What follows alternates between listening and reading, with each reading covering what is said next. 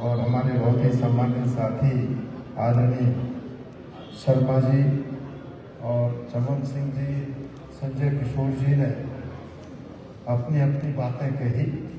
उन तमाम बातों से अपने आप को शपथ करता हूँ और मैं आज भाषण देने नहीं आया। मैं तो आज इसलिए आपके बीच में आया हूँ,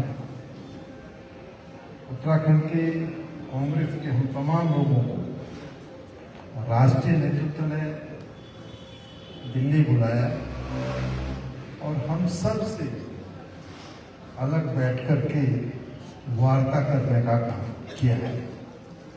और उसमें हमने ये निर्णय लिया कि हम या तो विधानसभा घेराव करें या राज्यपाल आवास घेराव करें।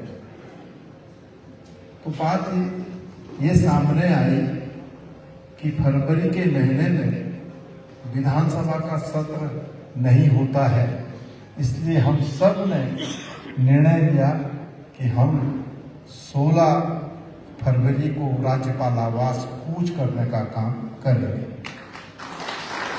और ये जिम्मेदारी मुझे सौंपी गई है। मैं आपका साथी हूँ, सहयोगी हूँ, आपका भाई हूँ, आपका बेटा हूँ। ये जिम्मेदारी मुझे सौंपी गई है कि 16 तारीख को हम जो है उत्तराखंड की सड़कों से उतर करके देहरादून पहुंचने का काम करें। और मैंने इसीलिए कहा कि मैं भाषण नहीं दूंगा, क्योंकि सारी बातें हमारे साथियों ने आपके सम्मुख विस्तार से रखी है कि किन मुद्दों को लेकर के हम 16 तारीख को जो है राज्यपाल आवास कूच करेंगे। अब असली बात मैं आपसे कहना चाहता हूँ, और असली बात यह है, हम इसलिए आपके बीच में आए कि हमको ये सुनिश्चित करना है कि कितने लोग 16 तारीख को जो है उस कूच में सम्मिलित होने का काम करेंगे। आप कांग्रेस के कार्यकर्ता हैं, आप कांग्रेस के साथी हैं, इसलिए आपके और हमारी सबकी जिम्मेदारी बनती है कि 16 तारीख को हम अधिक से अधिक संख्या में देहरादून पहुंचे, ताकि 16 फरवरी के बाद भाजपा की उल्टी गिनती प्रारंभ हो।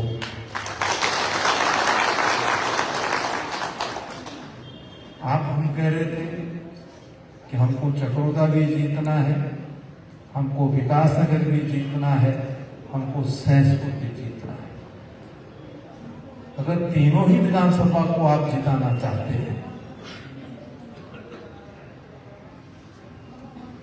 तीनों विधानसभा को आप जिताना चाहते हैं, तो निश्चित रूप से 16 तारीख को जो आपकी भागीदारी होगी वो ये तय करेगी कि पचवादोन के अंदर कांग्रेस की जो पूर्व की परंपरा थी, उस पूर्व की परंपरा को हम पुनः स्थापित करने का काम करें, कांग्रेस को फिर से जिताने का काम करें। ये मैं आवाहन करूंगा।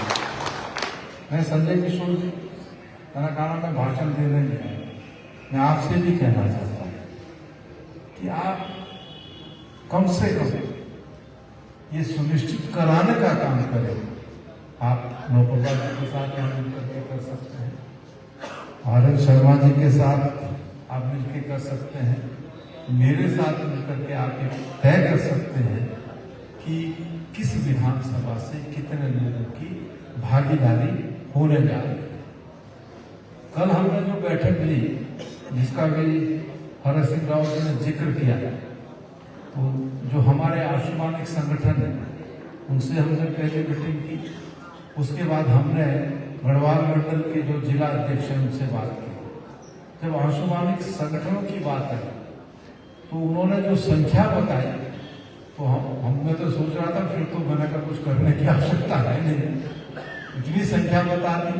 तो फिर मैं नहीं बोला, हर सिंह ने कहा कि भाई देखो इतने लोग नहीं आ सकते हैं, इसलिए इसको थोड़ा कम करो ताकि ये बता रहे कि अंशुमानिक संगठन जो इतने लोग लाएंगे, बाकी मैंने कहा कि ताकि हम ऐसा ना हो कि भाई एक वो है ना, क्या नाम है, किस्सा है, और वो किस्सा ये है कि राजा ने अपने राज्य में ये मुनादी कर दी कि भाई कल सुबह यहाँ पर जो है बहुत बड़ी हम कढ़ाई रखेंगे और उसमें जितने परिवार हैं हर परिवार आकर के एक एक लोटा दूध डालने का काम करेगा। अब बारी आई हरक सिंह जी की। हरक सिंह जी ने कहा जब सब लोग दूध डाल रहे हैं तो मैं पानी डाल देता हूँ, एक लोटा, क्या फर्क। नौकरा जी ने भी कहा क्या सब लोग दूध डाल रहे हैं तो एक लोटा मैं भी अगर पानी डालूंगा तो क्या फर्क पड़ेगा। आर्यन जी ने भी ये कहा। सब लोगों ने, जितने मंच पर जितने हम सब लोग बैठे हैं, हमने कहा यार सब लोग जो है दूध ले जा रहे हैं तो एक लोटा हम पानी ले जाएंगे तो क्या फर्क पड़ेगा। जब सुबह देखा तो उसमें पानी था, दूध नहीं था। तो भाई मैंने इसलिए कहा, इस किस्से को मैंने इसलिए सुनाया जो कल संख्या बताई जा रही थी, तो फिर मैं तो ये कह रहा था कि मुझे तो कुछ करने की आवश्यकता है ही। इतने हो गए, संख्या इतनी हो गई थी। मैंने बाकी तो कांग्रेस में 2-4 हजार आदमी तो ऐसे आ जाते हैं, मैंने कहा बढ़िया कार्यक्रम हो जाए। लेकिन हरक सिंह जी ने बीच में टोकते हुए उनको कहा भाई थोड़ा थोड़ा ये बहुत ज्यादा होता है तो इसको कम करो, तो कम करा। तो इसीलिए आज हम आपके बीच में आए हैं और हमने कल उनसे भी कहा कि भाई देखिए हम संख्या तो निर्धारित कर देते हैं लेकिन पता कैसे चलेगा। उसके लिए हमने एक फॉर्मूला निकाला कि जिस गाड़ी से आप चलेंगे उस गाड़ी के ड्राइवर का नाम और मोबाइल नंबर और गाड़ी नंबर 14 तारीख को आप हमको दे देना। तो 14 तारीख को हमको मिल जाएगा तो हम ट्रैक करेंगे 16 तारीख को कि गाड़ी चलेगी कि नहीं चलेगी। ऐसा तो नहीं है नाम लिख दिया, मोबाइल नंबर लिख दिया और तो पता चल रहा ये। तो इसलिए मैं आपसे भी कहना चाहता हूँ, आप उतनी बात करना जितनी बात संभव हो सके, क्योंकि अभी तक जो है कांग्रेस की तरफ से कोई फाइनेंस की व्यवस्था नहीं है। मैं आपको इसलिए कह रहा हूँ कि हमको स्वयं के संसाधनों से करना है। और मैं तो क्योंकि नौकुरवाल जी की भी विधानसभा सुनिश्चित है, आनंद शर्मा जी की विधानसभा भी सुनिश्चित है, मेरी विधानसभा भी सुनिश्चित है, हरक सिंह राव जी की विधानसभा सुरक्षित नहीं है। मतलब अभी इन्होंने ये दावा नहीं किया वो कहाँ से लगेंगे। इसलिए हम आपसे चाहते हैं कि आप हमारा ही सहयोग कर दें ताकि अधिक से अधिक संख्या में जैसे पछुआगंज ऐसे लोग जो है देहरादून जा सके। क्योंकि देखिए जो रैली है, जो घेराव है, वो हम पर बहुत ज़्यादा निर्भर करता है। अगर हमारी संख्या नहीं होगी तो उसमें फिर जो है जो प्रदर्शन होना चाहिए वो प्रदर्शन नहीं हो पाएगा। क्योंकि देखिए आप थलोगढ़ से कितने लोग आएंगे, अल्मोड़ा से कितने लोग आएंगे, चमोली से कितने लोग आएंगे, पौड़ी से कितने लोग आएंगे, उत्तरकाशी से कितने लोग आएंगे, लेकिन उनकी संख्या इतनी नहीं होगी कि हम उसको ये कह सकें कि इसके आधार पर हम जो है 16 तारीख का जो कार्यक्रम है उसको सफल बना पाएंगे। सफल बनाने की गारंटी देहरादून शहर, पछुआगंज, परवागंज, हरिद्वार इस पर ज्यादा निर्भर करता है। यहाँ से हम कितने लोग जाते हैं इस पर ही सारा खेल है। और ये आप मान लीजिए, मैं इतना कह सकता हूँ कि जो कार्यक्रम है वो ऐतिहासिक होगा और उस ऐतिहासिक कार्यक्रम के माध्यम से हम ये संदेश देने में कामयाब होंगे कि उत्तराखंड में परिवर्तन की लहर चल पड़ी है। आज हर वर्ग त्रस्त है, हर वर्ग परेशान है। उन विषयों का जिक्र करूंगा तो बहुत लंबी बात होगी, लेकिन जब आदमी त्रस्त है और आदमी चाहता बदलाव हो तो कब होगा? वो तभी होगा जब वो हमारी ताकत को देखने का काम करेगा। तो 16 फरवरी को हम ताकत भी दिखाएंगे और परिवर्तन की बयार भी जो है देहरादून से उत्तराखंड राज्य के अंदर बढ़ाने का काम करेंगे। ये मैं आपसे कहना चाहता हूँ और मुझे तो यकीन है, भरोसा भी है। हमेशा आप लोगों ने जब कभी भी देहरादून के अंदर कोई कार्यक्रम हुआ उसमें आपने महत्वपूर्ण भूमिका अदा करने का काम किया है। जब भी कार्यक्रम हुआ तो ये इंतजार रहता था कि पचौतम के लोग कब आएंगे, भाई जौनसार के लोग कब आएंगे।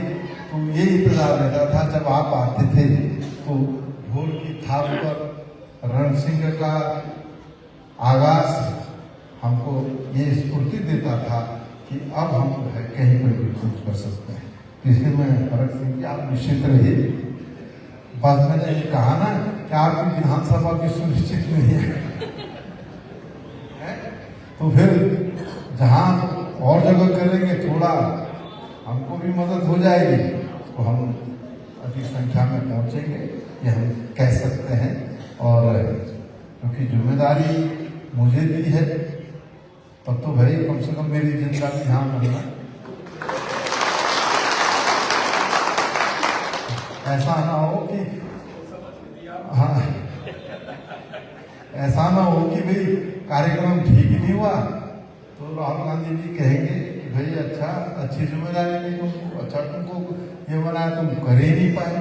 तो हम ये नहीं चाहते हैं, हम करके दिखाना चाहते हैं। और इस बार आप तय मान लीजिए कि हम तीनों सीटें जीतने का काम करें।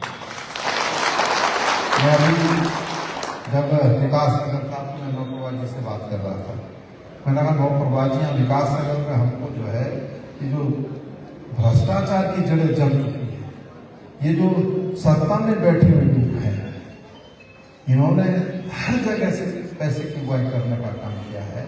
इनके खिलाफ हमको मिल करके लड़ना है और ये लड़ना चाहिए विकास नगर के लोगों को, सहसपुर के लोगों को कि कांग्रेस लड़ रही है। आम जन के दिमाग में अगर ये बात बैठ गई एक बार, ये जो सत्ता में बैठे हुए लोग हैं ये भ्रष्टाचारी हैं, इनके रहते हुए इस पछवाड़ों का विकास हो नहीं सकता। तो मैं समझता हूँ कि अगर हम ये काम करेंगे और ये जिम्मेदारी सिर्फ मेरी और नौप्रभा जी की, आनंद शर्मा जी की नहीं, ये जिम्मेदारी मंच पर बैठे हुए सभी लोगों की और आप सबकी बनती है। मुझे यकीन है, भरोसा है कि आप हमको निराश नहीं करेंगे। मैं इस बात को मानता हूँ। वैसे तो अगली बार और किसी ने भी मन बनाया है कि मैं भी देहरादून से लड़ूँ। अब देहरादून हम सोच रहे हैं कि भाई सबसे कठिन सीट इनको दे दी जाए